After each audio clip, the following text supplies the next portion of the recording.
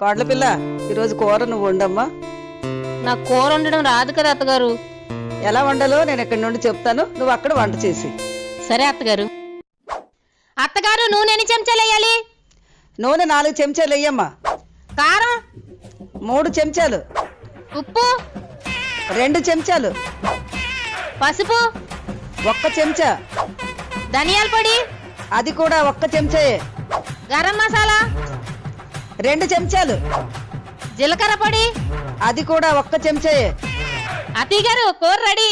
1 చెంచా కూర తీసుకురామ్మా, రుచి ఎలా ఉందో చూస్తాను. రుచి చూస్తారా? చెంచా లేదు అత్తగారు, చెంచాలన్నీ కూరలో వేస్తాను.